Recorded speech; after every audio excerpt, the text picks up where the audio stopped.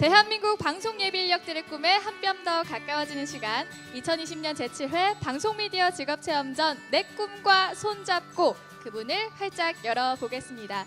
오늘 준비된 시간 방송미디어 직업체험전 온라인 진로 직업 상담을 위한 미니 토크 콘서트인데요. 저는 그 진행을 맡은 아나운서 최시은입니다. 여러분께 인사드릴게요. 반갑습니다. 네, 본 행사는 대한민국 과학기술정보통신부가 주최하고 한국전파진흥협회가 주관하는 대한민국 유일의 이 방송 예비 인력들을 위한 행사입니다. 지금 함께 해주고 계시는 여러분들을 위한 시간이죠. 코로나19로 인해서 이 행사 역시 많은 부분에서 변화가 있었습니다. 오프라인에서 온라인으로 또 대면에서 비대면으로 많은 부분 전환을 거쳤는데요. 신경 써서 준비한 시간인 만큼 여러분께도 많은 도움이 됐으면 좋겠습니다. 자, 그러면 드디어 미니 토크 콘서트 그 세 번째 주인공을 모실 차례입니다. 마스터 셰프 코리아, 한식 대첩, 또 테이스티로드까지 푸드 콘텐츠의 대가라고 할 수 있겠는데요. CJNM의 스타 PD를 거쳐서 디지털 스튜디오 딩고푸드 총괄 PD까지 맡으셨었고요. 현재는 디스커버리 채널 아시아 리드 프로듀서를 맡고 계신 스타 PD님입니다. 하정석 PD님 모실게요. 큰 박수 부탁드립니다. 안녕하세요. 안녕하세요. 네, 네, PD님 진심으로 반갑습니다. 반갑습니다. 또 이 자리에 계신 분들도 그렇고 PD를 꿈꾸는 많은 분들께서는 이미 PD님 많이 알고 계실 텐데요. 그래도 자기소개 간단하게 부탁드리겠습니다. 네, 한국의 음식 프로그램을 제일 잘 만드시는 분은 이욱정 PD님이라고 누들로드를 제작하시고 요리인류라는 제작사를 만드셔가지고 아마 음식에 관련된 프로그램은 이욱정 PD님이 가장 대한민국에서 잘 만드시는 것 같다고 생각이 들고요. 저는 두 번째 정도 잘 만드는 것 같습니다. 하정석입니다. 반갑습니다. 감사합니다. 오늘 또 하정석 PD님 만나 뵙기 전에 이런저런 이야기 들어보니까 말씀을 워낙 잘하신다고 또 들었습니다. 저 말이 빨라가지고. 오늘 또 많은 기대를 할 수 있는 오프닝이었고요. 또 이제 PD를 꿈꾸는 우리 시청자분들과 함께 하는 거니까 간단하게나마 이 프로듀서, 연출자가 어떤 일을 하는지에 대해 소개해 주시면 좋을 것 같아요. 되게 이제 프로듀싱이라고 하는 것과 디렉터는 구분돼요. 대개는. 그래서 네. 프로듀싱은 실제로 그거 프로그램에 대한 기획을 짜고 예산을 짜고 캐스팅을 하고 어떻게 전반적인 플랜을 짜는 거고요. 디렉터는 그 플랜 안에서 본인이 어떻게 표현할 건지 이 프로그램에서 어떤 멘트로 어떤 사람들하고 어떤 앵글로 어떤 무대에서 이런 것들을 고민하는 사람들이 예요. 그래서 되게 프로듀서와 디렉터는 구분되어져요. 그러니까 쉽게 말하면 프로듀서는 예산을 짜는 사람이면 디렉터는 예산을 집행하는 경우가 많은데 한국은 그게 한 사람이 다예요. 그래서 보통 해외인 경우에 프로듀서와 디렉터는 구분되지만 한국은 다 한다. 그래서 좋은 건 본인이 예산을 짜고 본인이 돈을 쓰는 건 대단한 특혜이자 권력이고 독재가 가능하지만 네, 실제로 잠은 잘 못 잔다. 이렇게 이해해 주시면 너무 암울한가요? 아니요. 그럼 PD님께서도 실제로 그렇게 두 가지로 분류된 일을 함께 하고 계신 건가요? 네, 지금 두 가지를 분리해서 좀 해보려고 하는데 분리가 잘 안 되는 것 같아요. 그래서 어쨌든 지금 제가 다니고 있는 디스커버리는 디스커버리 그룹이고 채널이고 뭐 그러니까 글로벌 월드와이드 컴퍼니인데 한국의 프로듀서가 그렇게 일하는 줄 모르더라고요. 그래서 오늘 얘기했더니 되게 놀라더라고요. 네. 그래서 좀 구분하고 싶습니다. PD님께서는 그러면 두 분류 중에 어떤 쪽에 조금 더 힘을 싣고 싶으신 편이신가요? 이게 말씀드린 대로 되게 독창적인 한국만이 갖고 있는 시스템이기도 하고 뭔가 좀 개인적으로는 되게 힘들긴 하지만 그렇게 시스템에 적응하고 나면 훨씬 더 그게 보람 있기도 해요. 왜냐하면 제가 스스로 모든 걸 결정해야 할 수 있는 권리가 생기기 때문에 장기적으로는 분리되는 건 맞지만 한 4, 5년 안에는 분리 안 됐으면 좋겠다. 네. 벌써부터 굉장히 알찬 중요한 얘기를 해주셔서 오늘 나눌 이야기들 굉장히 많이 기대가 되는데요. 사실 PD라는 직업이 몇 년 전까지만 해도 대중들에게 많이 노출되는 직업은 아니었던 것 같아요. 근데 오늘 PD님과 이렇게 이야기를 하는 것도 그렇고 여러 가지 예능 프로그램들에서 PD들의 노출이 잦아지면서 이제 대중들이 PD에게 갖는 이미지는 뭔가 크리에이티브한 뭔가 자유로운 이런 이미지를 가지고 있는 것 같은데 실제로는 좀 어떠신지 궁금해요. 그 어떤 게 자유로운 건지는 잘 모르겠는데 출근 시간, 퇴근 시간은 뭐 없죠. 네, 출근 시간, 퇴근 시간이 없는 건 출근은 했는데 퇴근을 못하는 일들이 제법 많으니까 딱히 출근 시간은 없는 것 같고 네. 그런데 이제 가끔 이제 정말 기획 단계에 들어가면 프로그램이 끝나고 다음 기획을 할 때는 의도적으로 출근 시간, 퇴근 시간을 지키면서 루틴을 만들어서 기획을 하고요. 네, 자유로운 직업 맞고 크리에이티브한 직업도 맞습니다. 맞는데 그 크리에이티브하다는 것이 이렇게 갑자기 막 운전하다가 뭐가 탁 되거나 네. 그러진 않는 것 같아요. 아, 뭐 나영석 PD님 정도 되면 그렇게 하시는지 모르겠는데 아직 저는 그냥 책상 앞에 앉아서 오랜 시간을 보내고 해야 프로그램 기획안 하나가 간신히 나오는 네, 그런 과정입니다. 네. 오늘 또 PD님께 현실적인 이야기들을 많이 들을 수 있을 것 같다는 생각이 드는데요. 또 사전에 이제 PD님에 대한 이야기들을 살펴보다 보니까 PD님께서 하신 말씀이 허클베리 같은 삶을 사는 게 초심이었다 이런 이야기를 하셨습니다. 조금 어떤 의미일지 궁금해요. 그냥 뭐 이게 이렇게 말씀드리면 너무 솔직하게 말씀드린 것 같아서 민망한데 그 톰 소요의 몸 이렇게 보잖아요. 어렸을 때 네. 보다가 이제 거기 톰 소요가 이모한테 혼나가지고 그 집에 울타리를 페인트로 다 칠하는 벌을 받아요. 근데 이게 톰 소요가 친구들한테 이제 사기를 쳐가지고 친구들이 칠하게 하는 장면이 나오거든요. 그래서 그거 보면서 아 이렇게 사는 게 어떤 걸까라고 생각해봤어요. 어떻게 하냐면 톰 소요가 네. 그 자기가 너무 칠하기 싫으니까 그 앞에 서가지고 친구가 지나가면 되게 멋있는 척을 해요.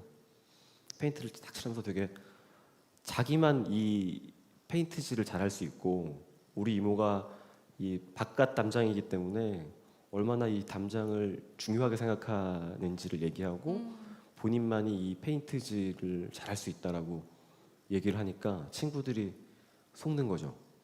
그게 그렇게 의미 있는 일이었어? 그래서 같이 일을 하는 거예요. 그래서 결국은 톰 소여는 아무것도 안 하고 나머지 친구들이 다 칠해요. 네. 그런 인생은 뭐가 있을까? 그렇게 살고 싶다. 어. 그러니까 이제 어릴 때 뭔지 모르지만 네.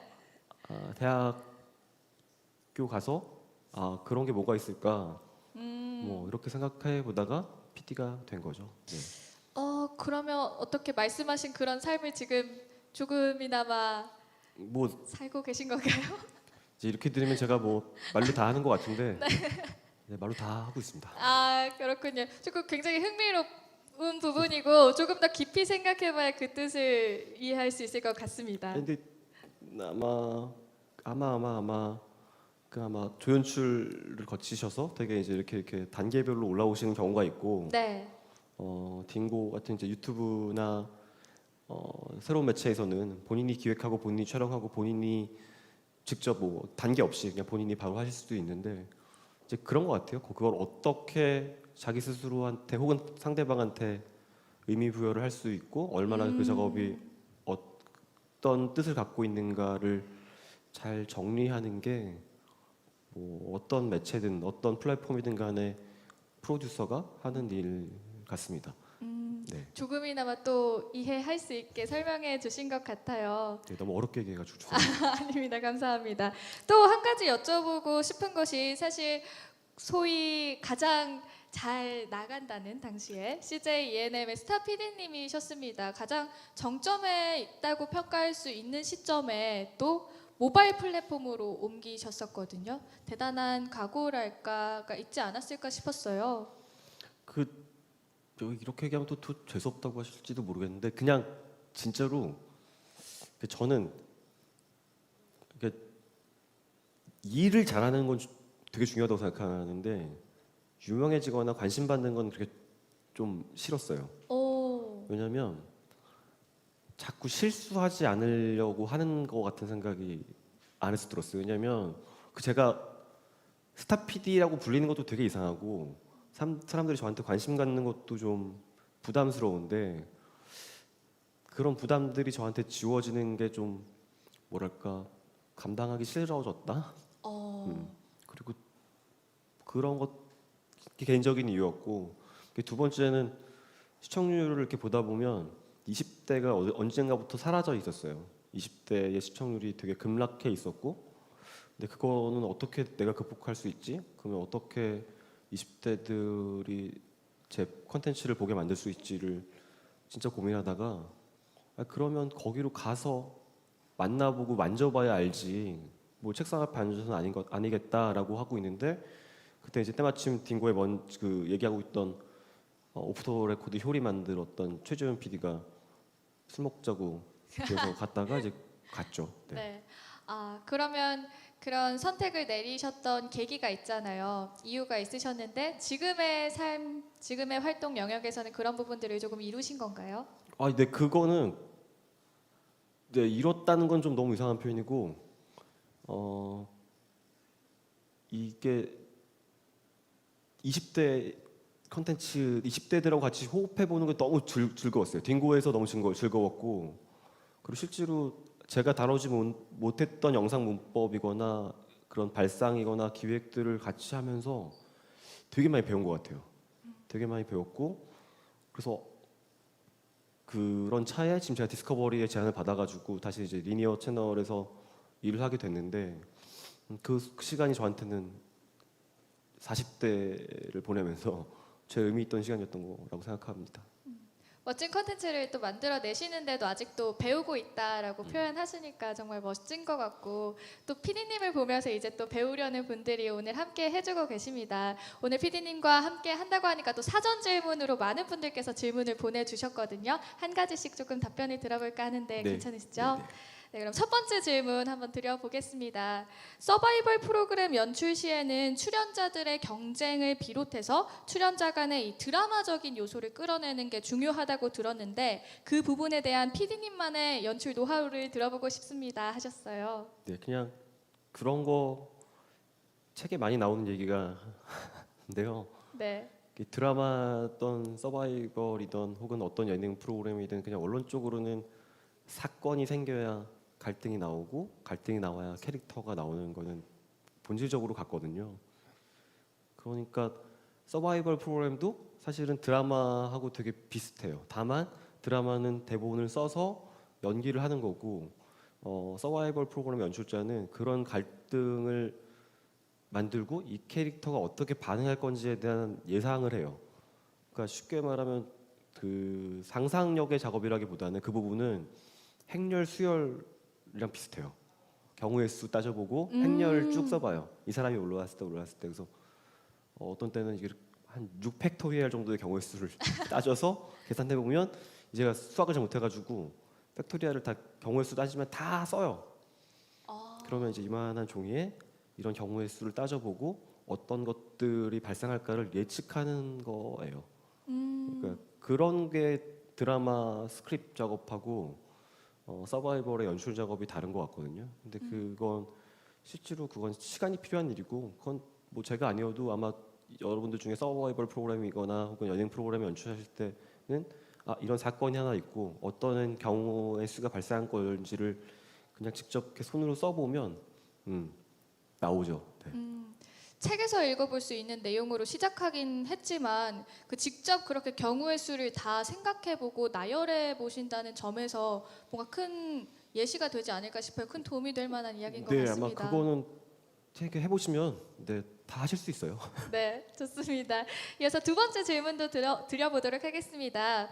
프로젝트를 기획할 때 가장 중요한 것은 무엇인지, 연출에서 가장 우선순위에 두어야 하는 것은 무엇인지 궁금합니다. 이렇게 조금 큰 질문을 남겨주셨는데, 물론 프로그램마다 다 특색이 있을 수 있겠지만 이런 걸 좀 묶을 수 있는 키워드가 있을까 궁금합니다.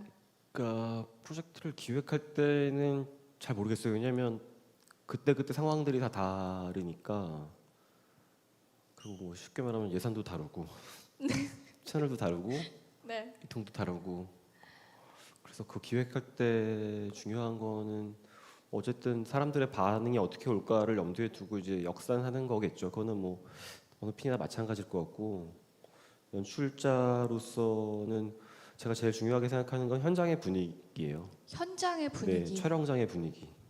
촬영장이 어떻게 돌아가고 있나, 어떤 에너지들이 넘쳐나나. 그래서 회의실에서는 가끔씩 뭐 욕 같은 거 잘 하는데 촬영장에 가면 안 해요. 네, 그자 현장에서는 왜냐면 여러 사람들이 이렇게 모여서 일을 하는 자리인데 거기서 되게 활기차야 되고 웃겨야 되고 네, 그래서 촬영장 가면 되게 웃기려고 되게 많이 노력해요. 사람들한테 별거 아닌 농담하려고 노력하고 웃은 척하고 웃은 사람이랑 웃은 사람이고 싶어하고 네, 그 분위기가 되게 더 제일 중요한 건 아닌가? 그 나머지는 연출은 계산대로 되는 때도 있고 안 되는 때도 있어요. 근데 제가 말씀드리고 싶은 거 혹시 그 연출 공부하시거나 연출로 뭔가를 찍으실 때 본인이 의도한 대로 막 잘 된단 말이에요. 네. 그러면 진짜 기분 좋거든요. 네. 근데 거기에 취하면 이제 맛 가는 거예요. 네, 그거대로 나오다 보면 자꾸 그것만 짜요. 그러면 프로그램이 되게 이상해지거든요. 그러니까 그 현장에서 사람들하고 편하게 얘기하고 편하게 하면서 가는 게 저한테는 제일 중요한 것 같습니다. 네. 네. 다양한 이야기를 또 해주셨는데 간단하게나마 후에 필요해서 정리를 해보자면 현장 연출에서 가장 중요한 것은 분위기다 네, 이렇게 네. 말씀을 해주셨습니다. 힌트를 드리고 지나가 네, 그게 볼게요. 우스운 분위기. 네. 또 사전 질문 계속해서 이어가 보도록 하겠습니다. 세 번째 질문인데요. 처음부터 본인이 꿈꾸는 분야의 연출을 할 수는 없을 텐데요. 처음부터 음식 분야로 마음을 정하셨었는지 아니면 음식 관련 컨텐츠로 승부를 봐야겠다 생각하신 계기가 있으신지 궁금합니다 하셨어요. 네, 저는 그냥 처음에 방송 작가로 시작을 해가지고 이제 PD가 됐고 이제 PD가 되면서 그냥 언제 이렇게 술 먹으면서 선배랑 이렇게 얘기했죠. 아, 나 글로벌 PD가 되고 싶어. 나 전 세상에다 내 컨텐츠 내가 만든 연출한 방송 프로그램을 뿌리고 싶어. 근데 그 선배가 되게 진지하게 네. 때릴 줄 알았는데 뒤통수 때릴 줄 알았더니 해봐 이러는 거예요. 네. 그래서 제가 술 먹다가 제가 얘기해놓고도 되게 민망하고 오라들어가지고 그 얘기를 안 하고 있다가 글쎄 그 생각은 언제 했어요. 그래서 제가 처음에 게임 프로그램을 했는데 게임 프로그램 하면서 혼자 꿈은 생각했죠. 아, 게임은 언어가 필요 없으니까 내가 뭔가를 만들면 어디다 뿌리기 좋겠다. 내가 만든 걸 전 세계 사람들이 보면 좋겠다. 근데 이제 게임은 제가 게임을 만든 건 아니잖아요. 그렇다고 제 프로그램이 뭐 나갈 수도 있지만 안 나갈 수도 있고. 그럼 이제 또 뭐가 있지? 그 고민하다가 음식은 전 세계 사람들이 다 먹으니까 와, 그런 거는 해보면 좋겠다라고 막연하게 생각을 하고 있었어요. 그래서 이제 프로그램 막 기획안 만지작거리고 기획안 돌리고 이러고 있다가 누들로드라는 프로그램이 2008년인가 나왔는데 음식 다큐멘터리고 면이 어떻게 세상을 지배했는가에 대한 이야기인데 너무 잘 찍은 거예요. 그래서 저런 다큐멘터리를 나는 절대 만들 수 없겠다. 저런 저런 절대 못 만들겠다. 하지만 저런 영상미를 가진 예능 프로그램은 만들 수 있겠다. 그래서 어쨌든 목표는 지금도 아시아 시장에다가 제 프로그램이 나가게 하는 게 제 목표고 음식 프로그램을 하게 된 건 이육정 PD 때문이었다. 뭐 이렇게. 그러니까 언어 장벽이 없는 글로벌 컨텐츠를 만들고 싶으시다는 생각이 또 푸드 컨텐츠로 이어졌던 거고 네. 또 지금은 또 그 글로벌에 맞춰서 디스커버리 채널에서 활동을 하시는 거죠. 네. 또 흥미로운 것 같습니다. 그렇게 큰 꿈을 바로 꿀 수 있다는 것도 굉장히 인상적이고요. 근데 전에는 이런 얘기하면 사람들이 다 이상하게 생각했는데 네. 그 기생충 이후에 뭔가 그냥 끄덕이는 분이어가지고 저도 시류에 편승해가지고 그냥 얘기하는 겁니다. 또 세계 시장에 도전할 수 있는 다양한 컨텐츠가 있지 않을까 생각합니다. 또 마지막 사전 질문이 있는데요. 조금은 현실적인 질문인 것 같습니다. PD가 꿈인데 대기업 방송사에 입사하는 것은 지금 제 공부 머리로는 불가능에 가까운 것 같아요. 좋은 방법 없을까요? 라는 질문이 있었는데요. 사실 뭐 많은 분들께서 고민하시는 점이기도 합니다. 그러니까 취준생 분들이 너무 많으셔가지고 그 사전 질문 받고 이거를 제가 대답하는 것보다 그 후배 PD가 대답하는 게 낫겠다라는 생각이 들었어요. 그 전직 래퍼고요. 네. 랩을 쓰다가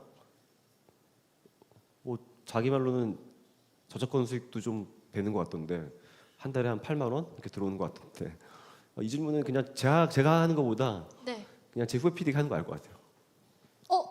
그럼 진짜 직접 답변을 해주시는 건가요? 네, 그 공부머리가 있는 것 같지 않아가지고. 지금 사전에 준비되지 않은 즉석 시간인데요. 준비가 되는 대로 또 PD님께 말씀드려 보도록 하겠습니다. 네, 마이크가 나올까요? 네, 지금 되고 있는 건가요? 네, 나오는 것 같습니다. 네, 우선 말씀 나누기 전에 인사 한마디부터 부탁드려도 네, 될까요? 저는 그 디스커버리에 소속돼 있는 강재구 PD라고 하고요. 네. 사전에 말씀드렸듯이 음악을 중학교 말부터 시작을 해서 취미로 네. 그러다가 이걸로 돈을 막 벌고 이렇게 하기로 이걸 내가 꿈으로 삼아야겠다 하면서 20대 초반까지 그걸 했었어요. 그러다가 이게 뭔가 음악으로서의 뭐 뮤직비디오도 찍고 이렇게 해봤는데 조금 제 스스로의 갇히는 기분이 들더라고요. 내가 이게 정말 음악이 좋아서를 하는 건지 아니면은 어떠한 전달을 하는 매체를 음악으로 선택했는 건지. 아니 그 공부머리. 저는 공부머리가 없어요, 여러분. 공부머리가 없고 음악만 하다 보니까 별로 학교를 열심히 다니지 않았고 정말 솔직하게 그렇다고 뭐 누구처럼 뛰어난 학벌이 되지도 않고 그랬지만은 제가 PD 생활을 그렇게 많이는 하진 않았지만은 그래서 어떻게 디스커버리에 입사했냐고. 디스커버리에 입사한 거는 쓸데없는 생각을 현실화시키는 것에 대해서 제일 많이 생각을 했던 것 같아요. 그리고 영어로 이력서를 냈고 영어로 자기소개서를 썼고 그렇게 해서 입사를 하게 됐죠. 일단 글로벌 채널인 만큼 해당 부분에 대한 준비가 있으셨다 이런 말씀인 것 같고 어떻게 보면 자세히 말씀드리는 것보다 실제 예시이신 네, 거잖아요. 공부머리가 없어 보였고요. 그런데 그 대기업에 입사가 목표이시면 뭐 그 요강 잘 따라하시면 되겠지만 좀 되게 특이한 경력들이 있는 사람들이 같이 어울러서 일하는 것들은 다 좋아하는 것 같거든요. 그래서 전에 CJ에 있을 때도 이제 친구들 뽑거나 할 때 뭐 스펙이 좋은 사람들도 덜어 있긴 했지만 본인이 뭘 잘하는지가 명확한 사람이 더 중요한 것 같아요. 네, 그래서 대기업 입사 시험 준비하시는 것도 너무 좋은데 대기업의 프로듀서를 꿈꾸시는 분들이라면 본인이 논술 잘 보고 이런 것도 중요하겠지만 내가 뭐 어떤 주특기가 있는가가 명확한 게 전직 래퍼의 사례로 네. 말씀드리고 싶었습니다. 본인이 뭘 잘하는지 알고 뭘 원하는지 잘 알고 또 지원하는 분야에 대한 또 깊은 이해가 있으면 또 가능하다 이런 말씀인 것 깊은 같습니다. 이해까지는 아니어도 아닌가요?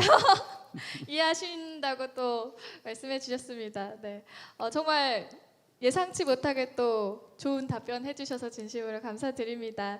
자, 이렇게 해서 준비된 일단 사전 질문을 모두 마무리해 보도록 하겠습니다. 우리 하정석 PD님과 함께 궁금증을 풀어 나가고 있는데요. 이 시간이 지금 유튜브로 실시간 스트리밍 되고 있습니다. 랜선 참가자분들을 비롯해서 또 많은 분들께서 시청해주고 계신데요.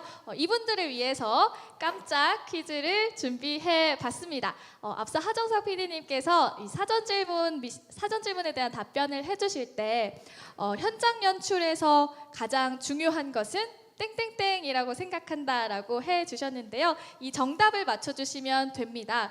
실시간 채팅창 혹은 VOD의 댓글창에 정답을 남겨주시면 되고요. 학교, 학년, 학급과 함께 남겨주시면 선정된 학급에게는 롯데리아 지파이 고소한 맛 교환권을 드리도록 하겠습니다.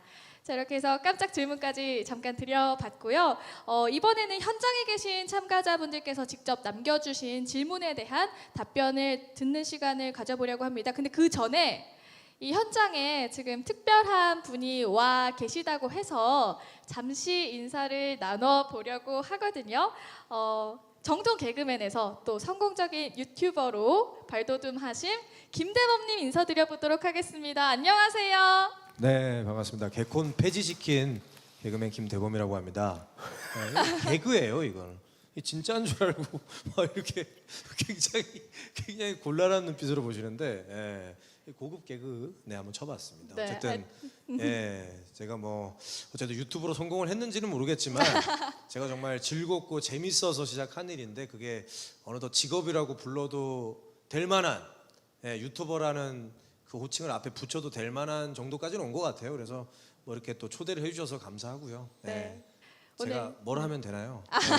일단 오늘 이렇게 함께 해주셔서 진심으로 감사드리고요. 네네. 사실 유튜버라고 하면 이제 제작자라고도 할 수 있잖아요. 직접 이제 네네네. 제작을 하고 계신 건데 제작자로서 궁금한 게 있으시다고 들었습니다. 네, 제가 PD님께. 궁금한 게 참 많았는데 우리 MC께서 다 물어보셔가지고 그래서 MC님이 안 물어보신 것 중에 좀 현실적인 질문 네. 우리 또 스타 PD시고 한때 제가 코빅을 했었기 때문에 또 TVN에서 같이 근무한 또 동료기도 합니다. 아. 제가 또 CJ ENM 주식도 많이 가지고 있었고 제가 주주기도 했었어요. 근데 이제 그 스타 PD 정도 되면 요새 얼마 버는지 막 기사까지 나는 시대가 됐어요. 네. 나영석 PD는 막 그 굉장히 그 많은 돈을 받고 막 계약을 몇십억대를 받고 막 계약을 하고 근데 우리 또 PD님은 이렇게 제일 정점이실 때 얼마를 버셨는지도 굉장히 다들 궁금해하실 것 같아서 한번 살짝 한번 좀 얘기를 해주시면 감사하겠습니다. 김대범님이 아. 아니면 해주지 못하실 질문인 것 같아요. 그러니까 이게 좀 싫은 게 뭘 벌면 네네. 통장에서 원천 징수를 해가는 경우가 있잖아요. 아 그렇죠. 세금 따박따박 내야죠. 그러니까 월급은 다 원천 징수가 돼요. 네네. 그러다가 뭐 그 보너스를 받거나 주식을 받으면 종합소득세를 내야 되는 네네네. 상황이 오거든요. 그러니까 종합소득세랑 원천 그 다 내면 근데 그게 힘들고요. 그게 종합소득세로 다 내서 25% 세율 맞으면 검색하면 대충 나오시긴 할 텐데 네. 네네네. 종합소득세율 25% 26% 정도를 내고 있습니다. 그러면은 아. 여러분들 지금 실감이 안 나시죠? 25% 내려면 정말 많이 벌어야 그렇게 세금을 냅니다. 정말 많이 버셨네요. 와 역시. 네, 그러니까 자기가 좋아하는 일을 하시는데 그게 이제 수입으로도 연결이 되니까 얼마나 행복합니까? 지금 PD를 꿈꾸시는 많은 분들이 굉장히 동기부여가 되는 좋은 말씀 해주신 것 같아요. 이게 제일 중요하거든요, 사실. 근데 이제 드리고 싶은 말씀은 네. 그 세금 많이 내고 있는데 네. 왜 통장에 잔고는 없는지 참 통장이라는 녀석이 그 오래 머물지 않아요, 그곳이. 항상 그 스쳐 지나가더라고요. 그곳에는 잘 안 있어요. 애들이 자꾸 가출해. 네, 돈들이. 없어지더라고요. 없어져요, 자꾸. 네. 또 뭐 김대범님이 아니면 해주실 수 없는 질문인 것 같아서 사실 뭐 굉장히 의미가 있는 것 같긴 한데 자세한 내용은 검색을 통해서 알아보라고 말씀하신 것 같고요. 혹시 뭐 또 다른 질문이 있으신가요?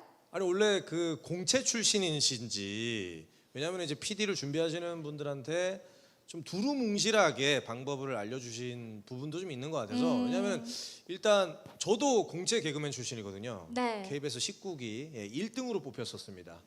동기로는 유세윤, 강유미 뭐 이런 친구들 잘 나가는 친구들이 있는데 네. 어쨌든 이게 공채라는 방법도 있는데 방금도 이제 그 래퍼 하시다가 PD가 되시고 또 작가로 먼저 하시다가 PD가 되고 요새는 PD가 되는 방법이 되게 다양해진 것 같아요. 그래서 그 공채 시험 외에도 그냥 예를 들어서 FD를 하다가 또 PD가 되는 경우도 있고 그래서 요새는 시험 없이 그냥 이렇게 현장에서 FD부터 시작해서 PD가 될 수도 있는 건지 좀 여쭤보고 싶어요. 네. 그러니까 이게 대부분 이제 그러니까 공채 PD를 저희가 이제 통칭 이제 족보 있는 PD들이라고 부르고 네.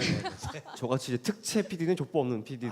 저 개그맨 특채 싫어하는데 저. 네. 예. 저는 족보 없는 부류고요. 예, 그래서 저 작가 하다가 PD들하고 하도 싸우고 말 안 들으니까 그럼 네가 와서 해. 그래서 이제 그렇게 PD가 된 케이스예요. 네.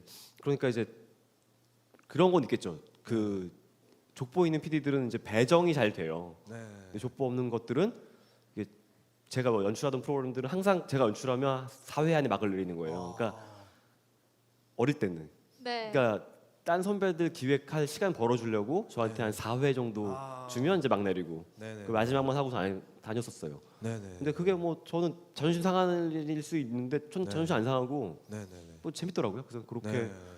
했습니다. 그러니까 PD가 되는 방법은 실제로 그 공채를 시험을 보셔서 되시는 방법이 있고 네네. 뭔가 자기 주특기 뭐 랩을 하거나 네. 뭐 방송 작가를 하거나 현장에서 부딪혀가지고 특채가 되는 경우가 있고 네네. 말씀하신 대로 현장에서 FD, 그러니까 현장에서 진행을 도와주시는 무대 감독들인데 그분들이 연출팀하고 호흡하면서 그렇게 단계를 밟아서 입사하신 경우도 있고. 네. 네. 그러니까 이거는 꼭 시험만 뭐 고집하신다고 하면 저는 할 운이 좋은 케이스라고 라서 네네네. 시험 아니고도 이 방법이 있어요라고 말씀을 드릴 수는 있지만 네. 뭐 각자 생각은 다를 거다. 뭐 시험을 보시는 것도 나쁜 방법 아니다. 네. 좋은 말씀 해주셨는데 또 제가 살짝 보태도 될까요? 네. 왜냐하면 이제 개그맨 공채로 뽑히신 분들도 개그맨의 재능이 없어서 작가로 전향한 친구들도 되게 많아요. 그리고 작가를 하다가 또 PD가 되는 경우도 있더라고요. 그래서 그 PD가 되는 방법에 있어서 저도 이제 이 방송 밥을 같이 먹는 입장에서 되게 다양한 경로로 PD가 되시는 분들을 많이 봐서 지금 이 방송을 보시고 준비하시는 분들도 꼭 공부라는 재능이 뛰어나야 PD가 이제 될 수 있는 그런 시대가 아닌 것 같아서 여기 계신 우리 또 하정석 PD님처럼 작가를 하시다가도 될 수도 있고 또 이제 개콘이 없어져서 이제 개그맨이라는 직업을 더 이상 뽑지는 않겠지만 또 코빅이라는 프로그램도 있잖아요. 코빅은 이제 또 그 특채로 개그맨을 선발을 하거든요. 네. 그렇게 개그맨을 하다가 PD가 되는 경우도 있고 하니까 다양한 경로를 알아보시는 것도 참 좋다라는 생각이 들어서 좀 보태봤습니다. 네. 동의합니다. 예, 감사합니다. 유쾌하게 질문해 주시고 또 재밌게 말씀해 주시긴 했지만 사실 굉장히 현실적인 얘기기도 하고 앞서 있었던 사전 질문에 대한 어떻게 답변으로 이어질 수도 있는 것 같아요. 굉장히 의미 있는 질문과 답이 아니었나 싶습니다. 진심으로 감사 말씀 네, 감사합니다. 드립니다. 또 네. 남은 시간에도 현장에서 지켜주시길 부탁드리겠습니다. 갈라 그랬는데 있어야 돼요. 네, 밥을 감사합니다. 먹어가지고 이- 있겠습니다. 네, 이따 또 인사드리겠습니다. 네, 이렇게 해서 또 즉석으로 특별 게스트의 질문까지 받아봤고요. 이어서 현장에서 우리 질문 남겨주신 것들에 대한 답변도 받아보려고 합니다. 이 현장 참가자분들께서 입장하실 때 포스트잇으로 남겨주신 질문인데요. PD님께서 굉장히 꼼꼼하게 보고 계신 것 같으니까 한 가지 뽑아서 또 답변해 주실 수 있으실까요? 그러니까 이게 되게 그 고민의 흔적들이 있으신 질문이에요. 네. 네. 그래서 참 어렵네요. 되게 다양한 질문들이 있는데요. 또 한두 가지 정도 저희가 답변을 할 수 있을 것 같거든요. 하나만 고를까요? 그러면 네.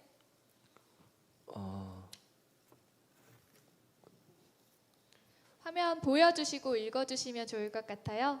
그 대기업이나 방송사로 입사하지 않으면 고생만 하고 PD 되기는 어렵다던데요. 진짜인가요? 그 여러 형태가 있잖아요. 방송사가 한국은 특이한 게 이제 인하우스 방송 플랫폼이 프로덕션을 갖고 있는 경우가 네. 많잖아요. 예를 들면 CJ ENM이나 MBC나 KBS나 다 매체사인데 스테이션인데 그 안에 프로덕션 그 제작 기능이 있는단 말이죠. 그리고 그 일부들이 다 소화하지 못하는 것들이 외주 제작사로 나가서 이제 제작이 돼서 하는데 되게 이제 그런 편견들이 있으신 것 같아요. 외주 제작사에 가면 본사가 그 본사 PD들 시키는 거 하고 소모품 취급당하고 되게 괴롭다라고 하는 것들에 대한 질문이신 것 같아요. 근데 솔직히 그런 기분 드실 것 같아요. 기분 드실 것 같고 저도 이제 그렇다고 그 인하우스 그 방송사에 있는 PD들이 그런 자괴감을 안 느끼는 건 아니에요. 똑같이 느껴요. 뭐 예를 들면 되게 광고 같은 거 찍어보면 뭐 그런 거 느끼거든요. 근데 뭐 그렇게 겁내실 것 같을 필요는 없는 것 같아요. 지금 제가 이번 주 주말에 녹화하는 프로그램은 제작사 PD들로 외주 제작사 PD들인데 네. 두 개의 제작사가 세 개의 제작사가 묶여가지고 오. 유니언을 그러니까 같이 맺어서 해요. 그러니까 어떤 형태로 제가 본 게 발전할 것 같냐면 이렇게 그 스테이션 안에서 다 PD들을 두고 하는 형태는 앞으로 점점 더 사라질 것 같고 사람들끼리 뭉치고 헤어졌다 다시 뭉치고 그러니까 유니언하고 리유니언하는 형태로 왔다 갔다 계속 직업 혹은 그 PD들도 그렇게 바뀔 것 같거든요. 그러니까 사실은 중요한 건 대기업이나 방송사에 들어가는 게 아니라 내가 같이 일하는 사람들하고 어떤 관계를 맺고 있느냐가 훨씬 더 중요해지는 것 같아요. 그래서 서로 헤어졌다가 다시 뭉치고 그 관계가 계속 이어질 것 같거든요. 그러면서 자기가 네트워크가 넓어지고 그러면서 자기 몸값도 좀 올라가고 그리고 자기 몸값을 더 당당하게 요구할 수 있고 그런 분위기가 되니까 뭐 지금까지는 이 질문은 맞고요. 한 2, 3년 전까지만 해도 이 질문은 뭐 고생만 하고 피디가 어렵다는 거는 맞는데 제가 다뤄봤는데 한 4, 5년 전부터는 아니라고 생각하고 앞으로 좀 더 좋아질 거라고 생각합니다. 입사 환경이나 또 활동 환경이 많이 변했고 변해간다는 말씀이신 네. 것 같습니다. 기존에 있었던 그런 아쉬움들에 대한 걱정을 조금 접어둬도 괜찮겠군요. 네, 그 두려워하시지 않고 그냥 어디든 노킹 하셔가지고 부딪히고 헤어지고 뭉쳤다가 헤어지고 그 관적이 계속 반복되다 보면 네. 본인이 원하는 프로그램에 되게 근접하게 가 계실 것 같아요. 처음에는 물론 첫 번째 기획안이 프로그램으로 제작되기는 어렵겠지만 그 사람들하고 계속 부딪히면서 지치지 않게 잘 관리하시면 분명히 될 거라고 생각합니다. 네, 또 현장에서 활발하게 활동하고 계신 PD님의 말씀이니까 또 참 큰 마음에 도움이 되지 않을까 싶습니다. 혹시 뭐 또 더 답변하고 싶으신 질문 있으신가요? 그 PD가 되기 위해서 꼭 해야 하는 것이 있다면 네, 요거. 이거 다른 대답일 수 있는데요. 그냥 좀 꼭 해야 되는 거는 그냥 좀 지적인 허세 같은 것도 부려보셔도 돼요. 지적 허세요? 예를 들면 뭐 갑자기 니체를 한번 읽어본다든가 무슨 파우스트를 막 읽어본다든지 어려운 책들 읽어보시는 거 생각보다 중요한 것 같아요. 네, 그렇게 그런 허세를 부리다 보면 본인이 알아가는 게 있는 것 같고요. 그리고 아까 말씀드린 대로 허커블루베리 핀이 막 페인트 칠하는 거 제가 보기엔 자기가 있어 보이려고 하는 행동들이거든요. 그러니까 있어빌리티가 되게 중요한 것 같아요. 있어 보이는 것도 되게 능력인 것 같고 그러니까 있어빌리티의 핵심은 되게 어려운 책들 한번 이해 안 되는 책들 한번 경험해 보시는 거. 네, PD가 되려면 꼭 해보시면 좋겠습니다. 지적 허세를 부려보는 것도 의외에 도움이 될 수 네. 있다 이런 말씀인 것 같습니다. 자, 이렇게 해서 현장에 계신 여러분들의 질문을 한번 받아봤고 또 답변까지 들어봤습니다. 이어서 준비된 시간은 이제 사전에 영상을 통해서 질문을 보내주신 분들이 계시거든요. 이 영상 질문 직접 만나보고 답변까지 듣는 시간 가져보겠습니다. 그러면 첫 번째 영상 질문 바로 만나볼게요. 네, 안녕하세요. 저는 경희대학교에서 4학년 재학 중인 김지원이라고 하고요. 시사교양 PD를 준비하고 있는데요. 저는 이쪽 길을 준비하면서 사실 정보를 얻을 수 있는 곳이 많이 없더라고요. 그래서 조금 질문을 드리고 싶은데 첫 번째로 저는 이제 취업을 준비하는 입장이다 보니까 어떤 점을 내가 좀 내세워야지 채용 시장에서 유리한지 그런 것이 좀 궁금하고요. 어떻게 해야 시사교양 PD로 더 적합한 사람인지에 대해서 조금 자세하게 알려주시면 감사할 것 같고요. 그리고 또 두 번째로는 자기만의 아이디어가 있고 기획안이 있을 텐데 그건 언제쯤 몇 년 차가 쌓여야 자기 이름을 달고 프로그램을 제작할 수 있는지 궁금합니다. 네, 두 가지 질문이 순식간에 지나갔는데요. 정리를 해보자면 첫 번째 질문은 시사교양 PD가 되고 싶은데 어떤 점을 조금 강력하게 어필해야 취업 시장에서 유리할까요? 라는 질문이었습니다. 저기 지금 안에서 이 카메라 커팅을 하고 있는 안성구 PD님이 후배인데 이거는 저한테 약간 보복 같은 질문인 것 같아요. 왜죠? 저 예능 PD인데 아, 예능 PD가 시사교양을 뭘 알겠어요. 네. 그 시사교양 PD가 어떻게 되는지는 잘 모르겠습니다, 진짜. 아, 네, 모르겠고 그렇게 교양 있는 PD가 아니어서 네, 모르겠습니다. 진짜 모르겠고 몇 년 차 정도의 자기 기획안을 냈을 때는 그한 채택이 되냐? 네. 근데 질문은 몇 년 차가 중요한 게 아니고 어떤 기획안이냐가 더 중요한 것 같거든요. 그래서 실제로 그 기획안을 어릴 때부터, 그러니까 막내 때부터 쓰게 해요. 막내 때부터 쓰게 하고 막내 때부터 써보라고 하고 계속 내라고 그래요. 근데 본인들 생각하기에는 연차가 되면 채택이 되는구나 생각하지만 실제로는 그게 어떠냐는 거예요. 그 처음에 기획안 쓰면 못 써, 진짜 이상해요. 네. 그 본인들은 되게 막 뭐가 들어가고 되게 하겠지만 막상 얘기해 보면 무슨 말 하는지 모를 때가 되게 많아요. 왜냐면 생각이 되게 많은 거죠. 어디서 본 것 많아가지고 이것도 따놓고 저것도 따놓고 저것도 따놔가지고 되게 보면 뭔지 모르겠어요. 이게 무슨 말 하고 싶은 거야? 그럼 더 막 설명을 해요. 와, 근데 진짜 모르겠어요. 근데 이제 조금 연차가 쌓인 PD들, 그러니까 경험 있는 PD들은 딱 보면 알아요. 뭐 하고 싶은 거구나. 뭐 하고 싶은 거구나. 너 누구랑 하고 일하고 싶은 거구나. 그런 게 보여요. 어저께 내가 뭐 누구랑 술 먹다 왔는데 뭐 이러이러한 아이디어가 와서 뭐 미팅 갔다 왔는데 이러이러한 아이디어고 난 출연자 누구랑 뭐 이렇게 되고 싶고 구성은 어떻고 무대는 이럴 거고 그다음에 내가 생각하는 스폰서 뭐 요새 스폰서랑 얘기하면 이런 스폰서 붙여가지고 금액은 얼마 들고 그래서 뭐 어느 정도의 ROI, 그러니까 투자 대비 효과가 나올 것 같은지를 얘기하면 되게 그러면 할 말이 없죠. 반박할 수 없는 그때까지 가는 거잖아요. 근데 그거는 그런 기획안을 만들기까지 그냥 과정을 겪으시는 거라고 생각해요. 그 몇 년 그렇게 뭐 선배들 하는 거 잘 따라 보시고 그게 뭐 1년 만에 될 수도 있고 2년 만에 될 수도 있을 테니까요. 시간이라기보다는 그 선배들이 저들에서 무슨 얘기를 어떤 화법으로 하는가를 좀 관찰해 보셔도 되는 게 옳을 것 같아요. 그리고 진짜 하고 싶으면 그 몇 개의 아이디어를 가지고 선배들한테 던져보세요. 그럼 되게 반응 안 좋아요. 또 이런. 근데 뭐 안 좋으면 어때? 아까 말씀드린 게 꿋꿋하게 그냥. 그리고 그래서 있어 보이는 척 하시는 거 되게 중요해요.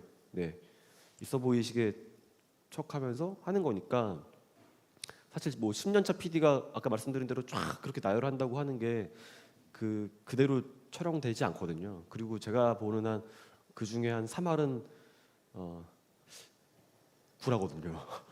약간 그 중에 3할은 네. 자기의 뭔가 상상력이 보태진 거거든요. 네. 네. 그러다 보니까 그런 게 늘어가시는 걸 거예요. 네. 네, 뭐 자신의 프로그램을 만드는 게 연차 때문이라고 오해할 수 있지만 전혀 그런 게 아니고 또 잘 도전해보고 팔로잉을 하다 보면 자신의 프로그램을 생각보다 또 일찍 제작할 수 있다 이런 말씀인 것 그렇죠. 같습니다. 숙련도의 문제라고 프로그램을 네. 대하는 숙련도의 문제니까 그건 좀 시간이 필요한 건 분명히 맞지만 또 본인 하기 나름이다. 본인 하기 나름이다. 되게 꼰대 같다 이거. 아닙니다. 좋습니다. 이어서 영상 질문이 한 가지 더 기다리고 있습니다. 두 번째 영상도 바로 만나보겠습니다. 안녕하세요. 서울방송고등학교에 다니는 황선기라고 합니다.